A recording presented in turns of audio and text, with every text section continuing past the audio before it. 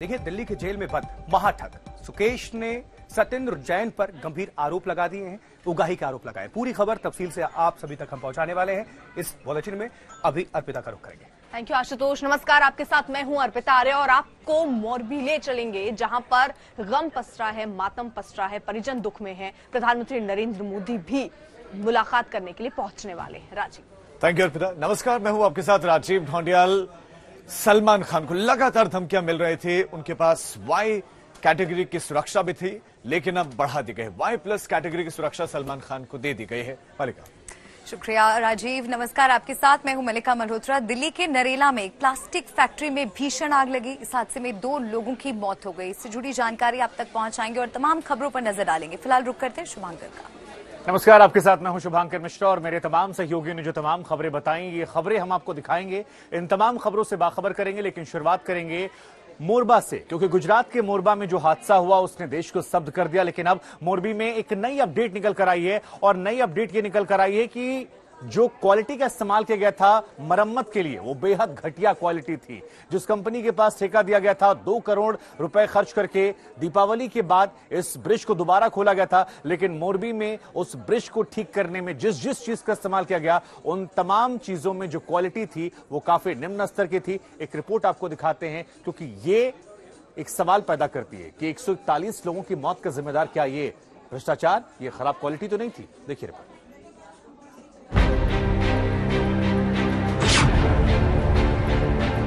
मुझे कैसा वीडियो नहीं चाहिए, लगन का वीडियो चाहिए।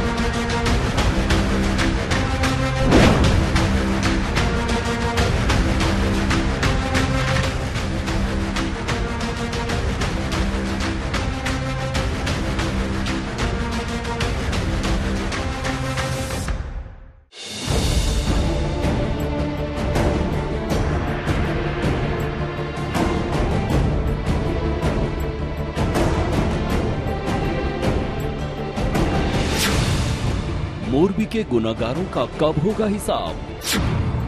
कहां तक जांच? बड़ी मछलियों पर कब आंच? लापरवाही के 134 शिकार, अब तक 9 गिरफ्तार।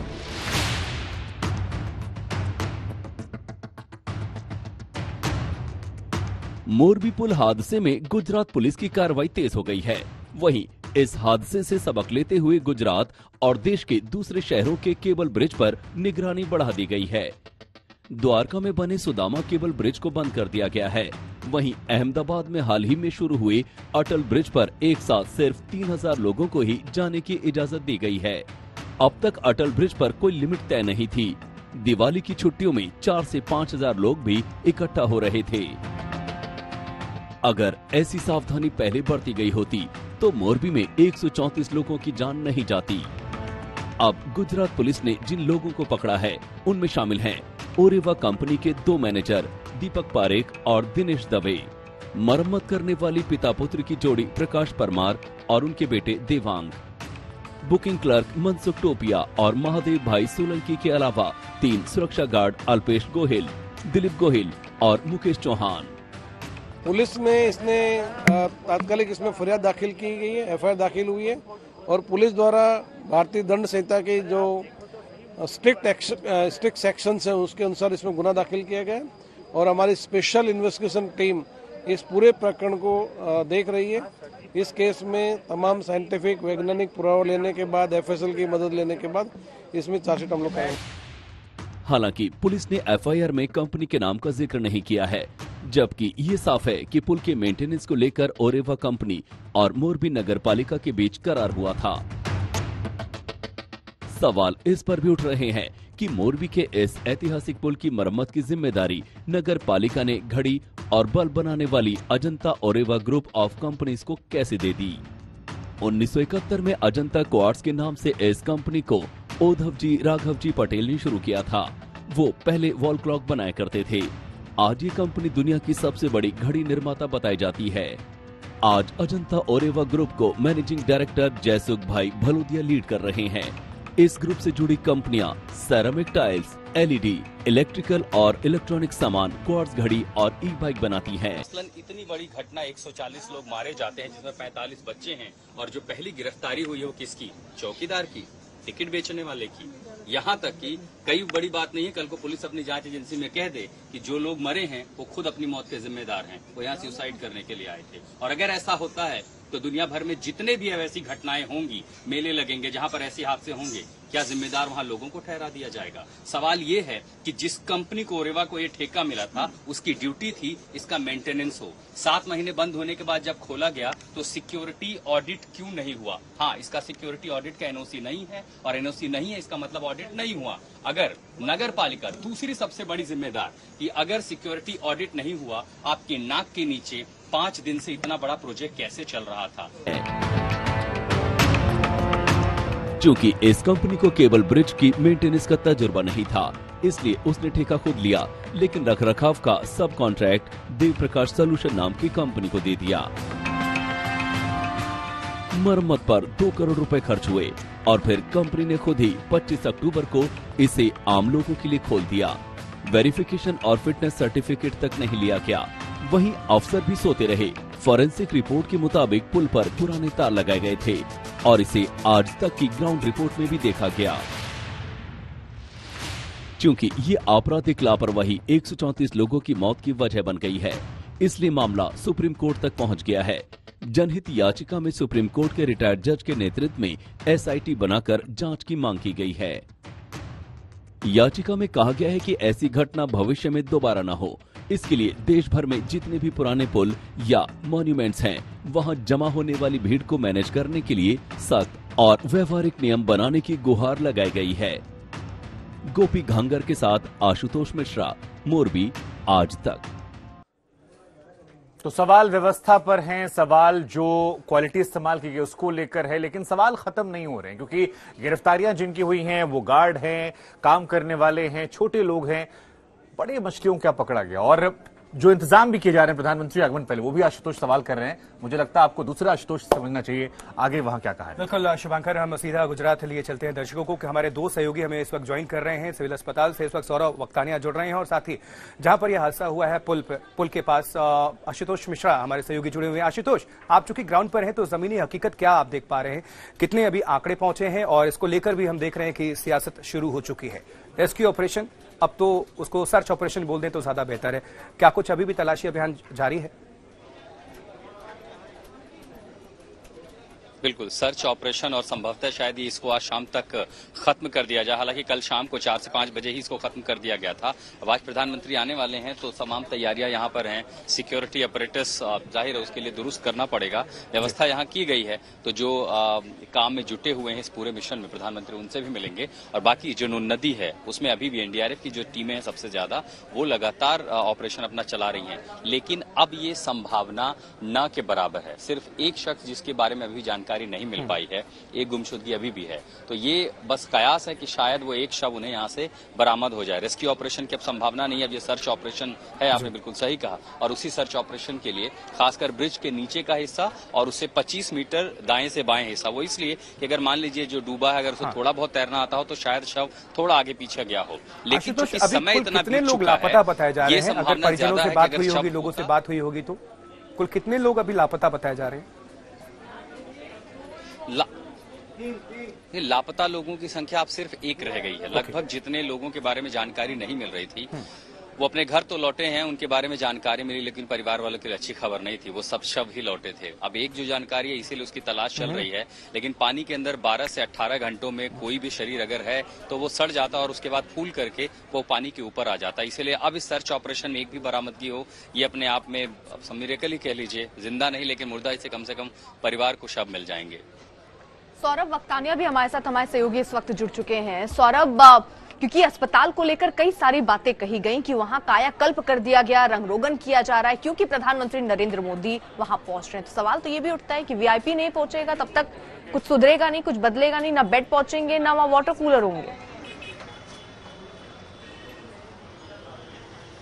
बिल्कुल सही कहा आपने। जिस तरीके से मोरबी अस्पताल की हालत में फिलहाल अभी भी बताओ कि देखिए पूरी तरीके से इस इलाके को कॉर्डन ऑफ किया जा रहा है, जगह जगह पे चेक पॉइंट्स लगाए गए हैं। और इतना तामझाम क्यों? कई लोग हॉस्पिटल के अंदर जाने के लिए मतलब धक्के खा रहे हैं, यहाँ से वहाँ अलग अलग गेट्स में जा रहे हैं, लेकिन वो अंदर नहीं जा पा रहे। दूसरी सबसे अहम बात मैं बता दूं कि जो मोरबी सिविल अस्पताल है उसकी हालत अंदर से बहुत ही ज्यादा खराब है, खस्ता हालत में ये पूरा का पूरा अस्पताल था। मैं आपको ये भी बता दूं कि बेड्स बराबर नहीं थे, क्लीनिंग बिल्कुल भी नहीं की गई थी, जो रंग है वो काफी समय से किया नहीं गया था और एक रात में पूरा कायाकल्प पलट जाता है। यानी कि आप समझिए कि कल देर रात में जो पूरा रेनोवेशन का काम चल रहा था, इनफैक्ट मैं अंदर जाके जब ये रिपोर्ट कर रहा था तो लोगों से जब बात की तो उनका ये कहना है कि जो बाहर से प्राइवेट कॉन्ट्रैक्टर्स को हायर करके उस अस्पताल का रिनोवेशन काम और उसकी साफ सफाई की गई है। यानी कि आप ये एक दिन पहले क्यों कर रहे हैं, ये आपको पहले कर लेना चाहिए था। जो हॉस्पिटल के जो सुपरिटेंडेंट है उनसे जब हमने बात करने की कोशिश की तो उनका ये कहना है कि ये रेगुलर वर्क है। हमने ये पूछा कि ये रेगुलर वर्क पहले भी हो सकता था, प्राइम मिनिस्टर नरेंद्र मोदी के विजिट के पहले ही आपने ऐसा क्यों किया? तो तमाम ऐसे सवाल अब प्रशासन पे खड़े हो रहे हैं कि अगर पहले कुछ सही ठीक किया होता तो आज ये चीज करने की नौबत नहीं आती। बस एक गुजरात सरकार का एक और जो स्टेटमेंट है इशू हुआ है वो मैं अपने दर्शकों को एक बार कह दूं कि उनका ये कहना है कि टोटल 135 लोगों की डेथ अब तक इस पूरे मामले में हुई है, 17 लोग अभी अंडर ट्रीटमेंट है, 2 लोग मिसिंग है, 134 फैमिलीज को उन्होंने कॉम्पनसेशन दिया है। एक फैमिली जो है वेस्ट बंगाल की है, उनका पेपर वर्क चल रहा है। यानी कि उनका कहना है कि हम तो हमारे तरफ से पूरा सब कुछ सही कर रहे हैं। उन्होंने ये भी कहा कि गुजरात के होम मिनिस्टर में कि 20 मिनट में वो मौका वारदात पे ऑफिशियल्स पहुंच गए थे, लेकिन जो आई विटनेसेस जो इंजर्ड इस सिविल अस्पताल के अंदर मौजूद है उनका साफ तौर पर कहना है कि लगभग एक आपने इंपॉर्टेंट जानकारी दी है। हमारे सहयोगी आशुतोष भी लगातार हमारे साथ। आशुतोष के पास कुछ इन्फॉर्मेशन है। आशुतोष, ताज़ा जानकारी जो आई है, गुजरात सरकार का ये औपचारिक आंकड़ा है, तमाम लोगों को हम बताना चाहेंगे। 135 लोगों की मौत अब तक दर्ज की गई है। ये ऑफिशियल आंकड़ा है, औपचारिक आंकड़ा है। और साथ ही 17 लोग जो घायल हैं जिनका इलाज चल रहा है। घायलों की संख्या ज्यादा थी जो डिस्चार्ज। आशुतोष, बिल्कुल ये इन्फॉर्मेशन जो है सौरभ भी हमारे सहयोगी ने दी और ये बड़ी जानकारी। पहले तो जो मौत का आंकड़ा है वो 135 है। 134 लोगों को मुआवजा दिया जा चुका है। जो एक परिवार रह गया वो पश्चिम बंगाल का है, पेपर वर्क चल रहे हैं। 2 लोगों की अभी भी तलाश जारी है। प्रधानमंत्री नरेंद्र मोदी पहुंचने वाले हैं। सिविल अस्पताल का रंग रोगन कायाकल्प किया जा रहा है। इसको लेकर सियासत भी शुरू हो गई है। पूरी रिपोर्ट आपको दिखा देंगे।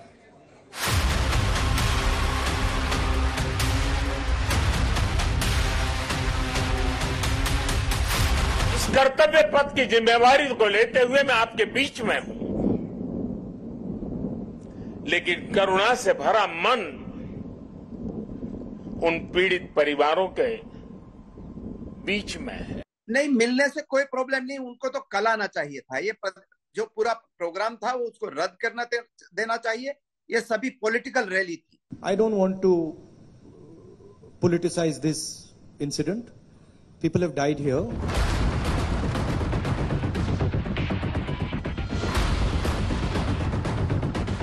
राहुल गांधी ने भले ही ये कह दिया हो कि वो मोरबी हादसे का राजनीतिकरण करना नहीं चाहते, लेकिन कांग्रेस के नेता बीजेपी पर हमलावर हैं।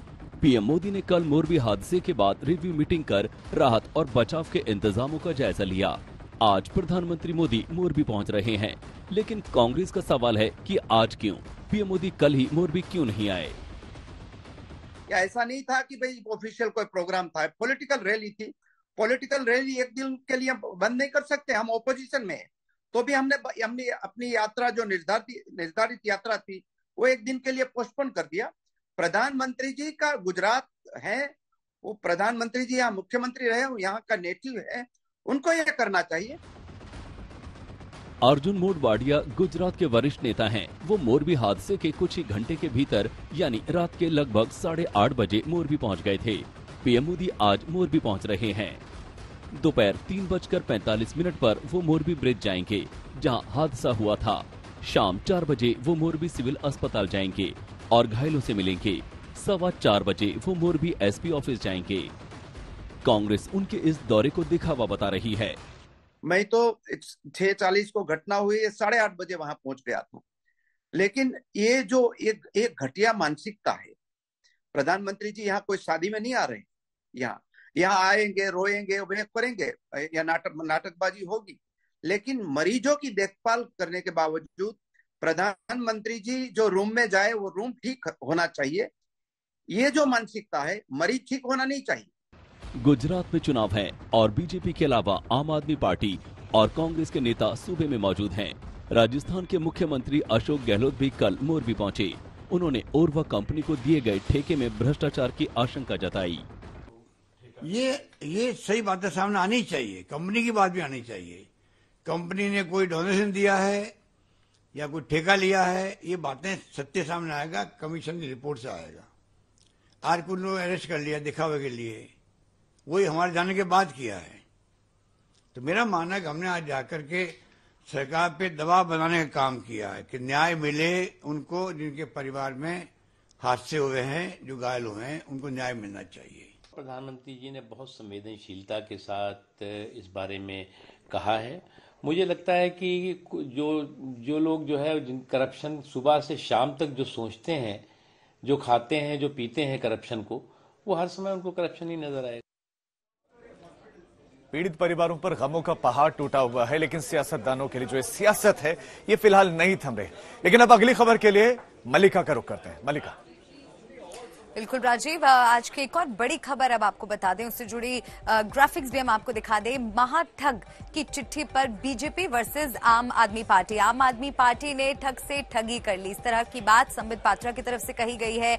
मोरबी से ध्यान भटकाने के लिए इस तरह के आरोप मढ़े जा रहे हैं, ऐसा आम आदमी पार्टी की तरफ से कहा गया है। सत्येंद्र जैन, सुकेश चंद्रशेखर के दोस्त संबित पात्रा ने यह दावा किया है। तो साथ ही सुकेश का इस्तेमाल कर रही है बीजेपी, ऐसा आम आदमी पार्टी की तरफ से अरविंद केजरीवाल सफाई में अपनी कह रहे हैं। सिर्फ भ्रष्टाचार आसन जानते हैं केजरीवाल, ये संबित पात्रा ने आरोप लगाया है। तो उनकी तरफ से जवाब आया है कि पंजाब में कुमार विश्वास को लेकर आई थी बीजेपी, तो महाठग सुकेश की एक चिट्ठी के बाद दिल्ली में कैसे सियासी भूचाल आ गया है, इससे जुड़ी एक रिपोर्ट आपको दिखाते हैं।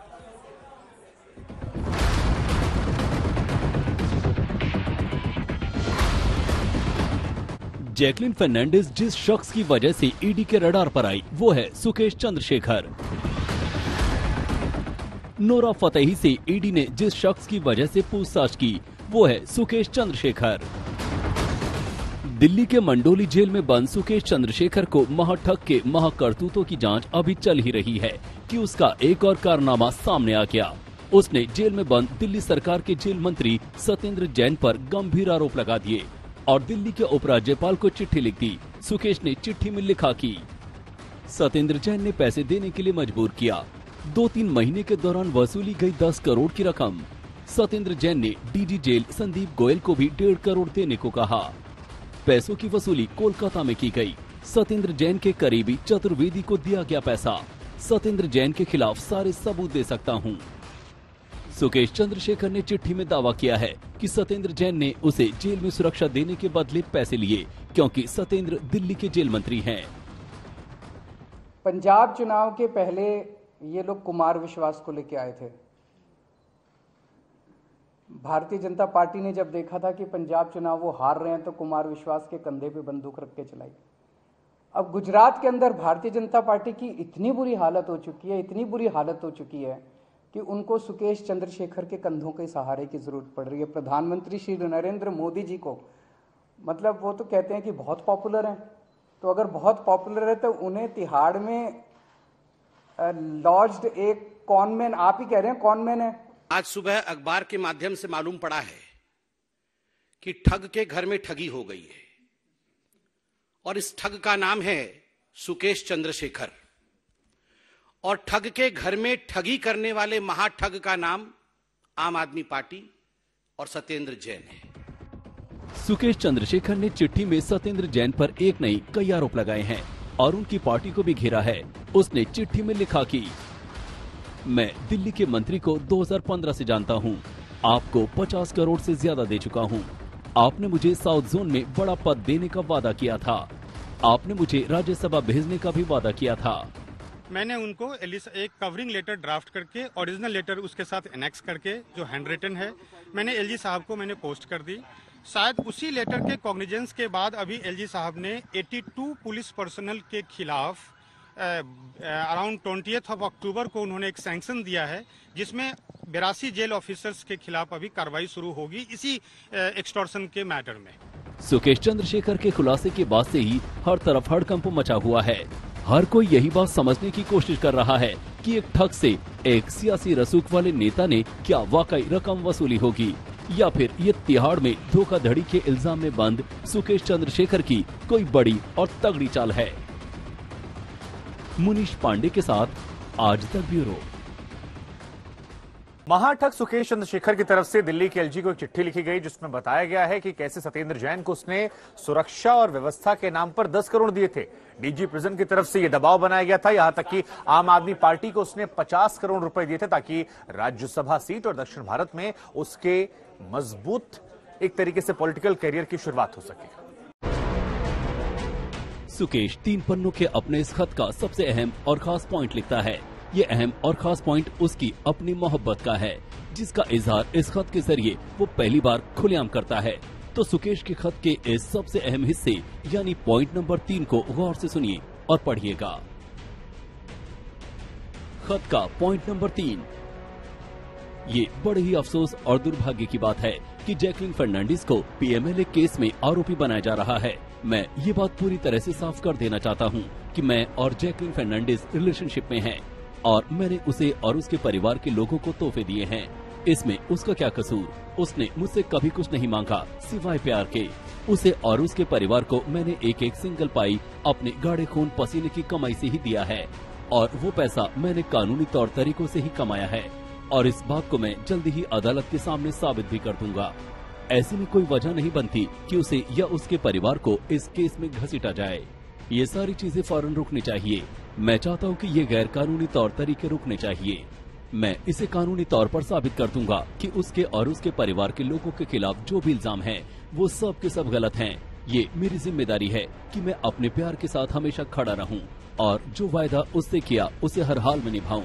मेरी वजह से उसे किसी भी तरह की परेशानी में फंसने की कोई जरूरत नहीं है, मगर इस वक्त जो सर्कस चल रहा है उसकी वजह से मुझे अदालत में ये बात साबित करनी पड़ेगी कि उसे और उसके परिवार को जानबूझकर इस मामले में घसीटा गया है केवल मेरी वजह से, जबकि इस मामले में उन लोगों का कोई कसूर नहीं है।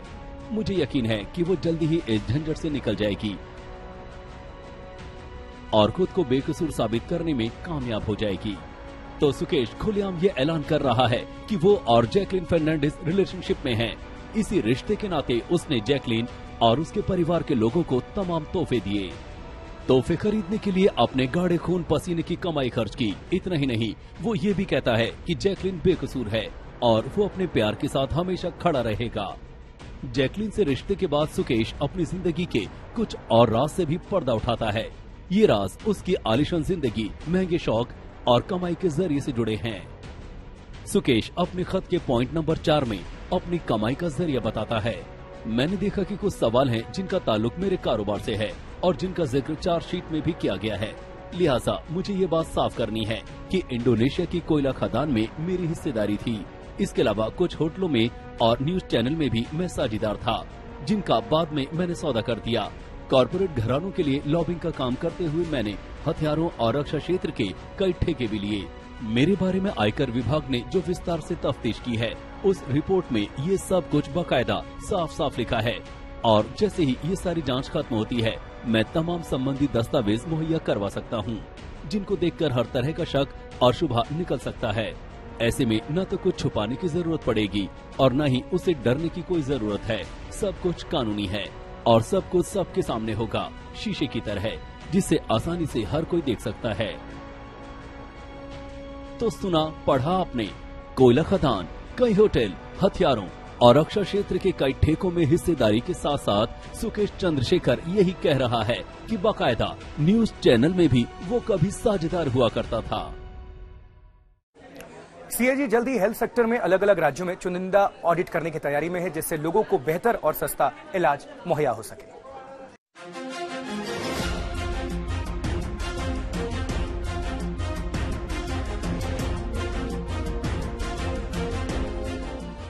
देश में अक्सर इलाज करना महंगा और मुश्किल साबित होता है, खासकर आम आदमी के लिए तो तमाम सरकारी योजनाओं और अस्पतालों के होने के बावजूद इलाज कराना एक बेहद चुनौतीपूर्ण काम है। लेकिन अब अगर एक नई मुहिम सफल हुई तो मुमकिन है कि देश में मरीजों को इलाज कराने के लिए दर दर नहीं भटकना होगा। दरअसल भारत के कॉम्प्ट्रोलर और ऑडिटर जनरल यानी CAG ने योजना बनाई है कि देश के हेल्थ सेक्टर का एक कॉम्प्रिहेंसिव ऑडिट किया जाए। इसके लिए पहले के सभी तौर तरीकों के उलट बड़े फेरबदल के साथ ऑडिट करने की तैयारी है। अभी तक कुछ रिसर्च और राज्यों से जुड़े मुद्दों पर ही ऑडिट होता था, लेकिन अब एक जैसे पैमानों, मकसद, जोखिम एनालिसिस पर ऑडिट होगा, जिससे देश भर के हेल्थ सेक्टर की तस्वीर उभर कर सामने आएगी। अभी तक राज्य स्तर के auditors general health management vacancy जैसे किसी एक विषय को चुनकर ऑडिट करते थे। जानकारों का मानना है कि देश के हेल्थ सेक्टर को सुधारने के लिए ये कदम काफी कारगर साबित हो सकता है। ऑडिट वैसे तो हर राज्य के हिसाब से ही होगा, लेकिन एक जैसे पैमानों पर हर एक राज्य की चिकित्सा व्यवस्था का आकलन किया जाएगा। इससे अलग अलग राज्यों की उस पैमाने में स्थिति का अंदाजा लगाना आसान होगा। ऑडिट सरकार की नीतियों और मकसद के आधार पर होगा। इसमें बीते 5 साल के प्रदर्शन को देखा जाएगा। नेशनल रूरल हेल्थ मिशन और आयुष्मान भारत जैसे कार्यक्रम भी इस ऑडिट का हिस्सा होंगे। इसमें देखा जाएगा कि इन कार्यक्रमों के लिए कितनी रकम केंद्र सरकार से आई है और कितनी रकम राज्यों ने खर्च की है। उम्मीद है कि इस ऑडिट के बाद सरकारी अस्पतालों में इलाज का सिस्टम बदलेगा, जिससे जरूरतमंद को यहाँ वहाँ नहीं भटकना होगा। आज तक ब्यूरो। मोरबी हादसे में अपनों को खोने वाले परिवारों की कहानियां लगातार सामने आ रही हैं अर्पिता, और एक परिवार तो मोरबी में ऐसा है जिसमें 7 लोगों की मृत्यु हो गई। केवल एक महिला बची है और ज्यादातर बताया जा रहा है उस परिवार के बच्चे जो अब उनके साथ नहीं रहे। तो ऐसा दुख का पहाड़ टूटा है जो शायद सदियों तक उनकी आंखों के सामने ऐसे ही बना रहेगा।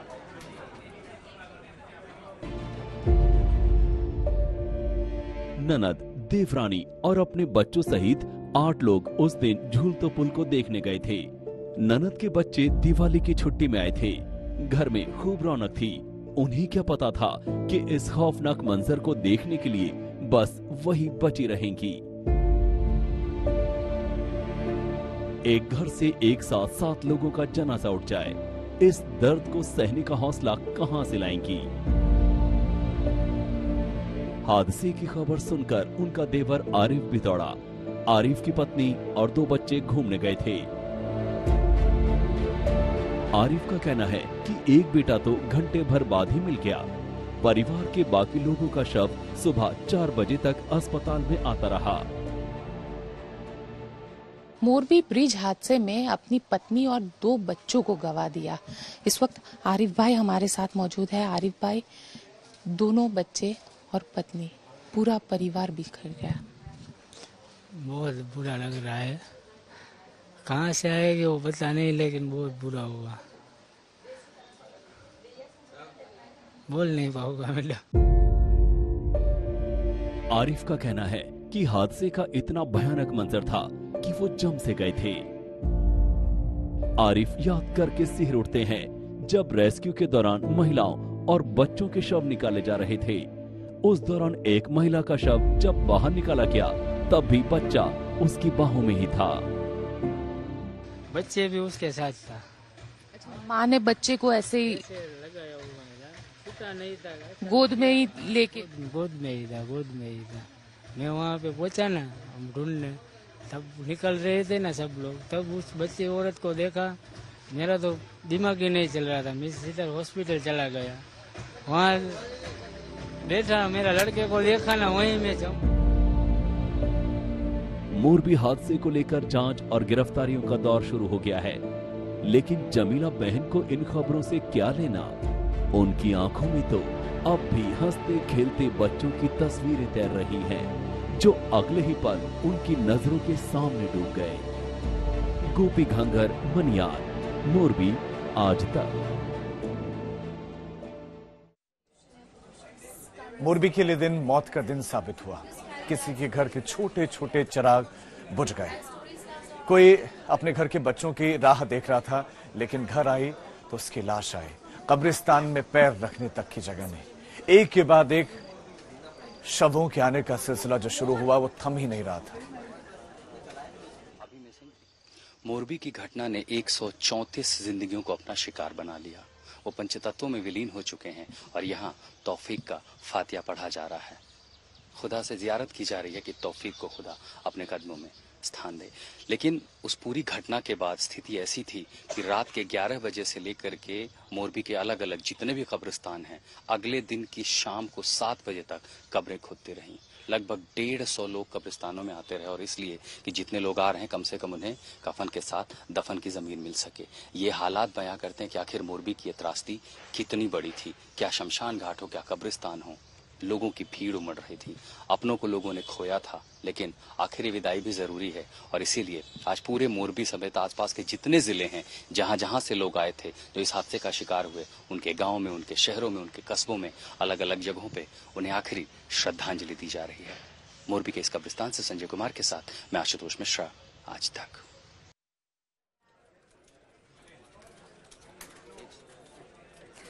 हमारे संवाददाता आशुतोष मिश्रा जब कब्रिस्तान पहुंचे तो वहां 18 साल के तौफीक का परिवार मौजूद था। एक नौजवान जिसके सहारे एक दिन पहले तक पूरे परिवार की उम्मीदें जिंदा थी, आज वो परिवार सदमे में था।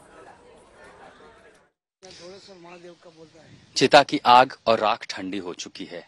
ये वो आत्माएं हैं जो पंचतत्वों में विलीन हो चुकी हैं, जिनकी मृत्यु मोरबी की उस ब्रिज दुर्घटना में हुई, जो उसकी चपेट में आए, डूब कर मर गए, चोट खाकर मर गए। संख्या इतनी ज्यादा थी कि वो तस्वीर आपको कब्रिस्तान में भी वैसी ही दिखाई पड़ेगी, शमशान में ही वैसी दिखाई पड़ती। मोरबी के शमशान में यहाँ 4 लोगों को जो है अंतिम संस्कार यहाँ पर हुआ।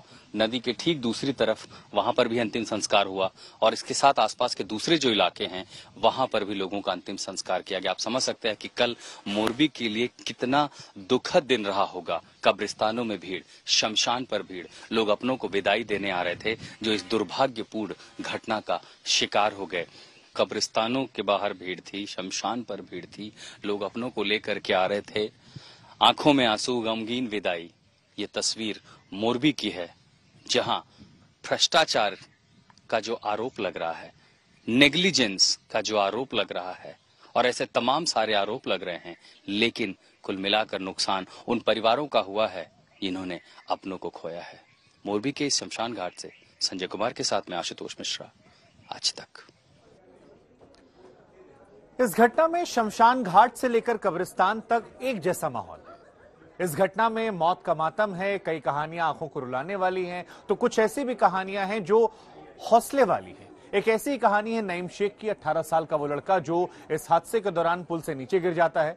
उसे तैरना आता है, लेकिन उसके ऊपर कई लोग गिर जाते हैं, उसे चोट लग जाती है, लेकिन इसके बावजूद वो अपनी जिंदगी बचाता है और कई और लोगों को भी वहां से बाहर निकालता है। जरा देखिए इस भयावह दृश्य के बीच में हौसले की कहानी। हाथों में चोट लगी है, पूरा हाथ टूट चुका है, प्लास्टर लगा हुआ है।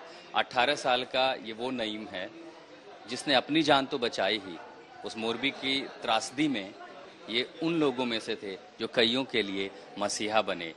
नईम, पूरी तस्वीर आपको याद आती है कि वो समय से लेकर के क्या हुआ, आप गिरे, उसके बाद क्या कुछ हो रहा था वहाँ पे? कुछ हो रहा था मतलब तो बहुत सारा आदमी थे, बहुत में चीख रहा था मुझे बचाओ, मुझे बचाओ। उसमें से तो करीबन 20-25 आदमी को तैरना आता था सिर्फ खाली। वो निकल गए? हाँ, वो तो निकल गया। वो पहले खुद का जान बचा लिया और निकल के चला गया। हम दो तीन दोस्त थे, 2-3 दोस्त जान को दाव में लगा के चला गया। कुछ भी हो जाए बचाना तो चाहिए। पहले तो 20-25 बच्चे को पहले बचाया। आप लोग किस हिस्से में खड़े थे जब टूटा था? जैसे एक हैंड पे टूटा था, आप लोग किनारे थे, बीच में थे, किस हिस्से में खड़े थे? हम लोग बीच में खड़े थे, सब लोग बीच में ही थे। पता चला अचानक ऐसा क्या हुआ है? नहीं पता तो नहीं चला, हिल रहा था, मजा आ रहा था थोड़ा सा। उसमें ब्रिज हिल रहा था? हाँ, अचानक से टूट के नीचे गिर गया, कुछ पता नहीं चला, सब लोग पानी में गिर गया। आपके आसपास जो लोग थे उनमें सबसे ज्यादा संख्या कितने की थी? बड़े थे, महिलाएं थी या बच्चे थे? नहीं, बच्चे थे ज्यादा था। कितने साल की उम्र के? करीबन 8, 7, 6, 5। छोटे बच्चे थे? हाँ, छोटे बच्चे थे। जब आप नीचे गिरे आपको चोट कैसे लगी फिर? मैं तो नीचे गिरा, वो ऊपर से गिरा, पानी भी उतना ही था, तो अंदर नीचे पानी के अंदर जब गया तो पत्थर वत्थर था, ऐसे हाथ बात नीचे लगा तो हाथ में बहुत ज़्यादा सा चोट लगा, तो कुछ पता नहीं तब, तो बचाना चाहिए। आप निकले कैसे बाहर? पानी जब चोट लगी थी तो आप निकल कैसे पाए किनारे की तरफ? मैं तो निकल नहीं पा रहा था, क्या करे, तैरना आता था, बहुत कोशिश करने के बाद ऊपर आया। मैं गिरा, मेरे ऊपर 3 आदमी गिरा था, 3 को लेके किसी भी हालत में बाहर निकला।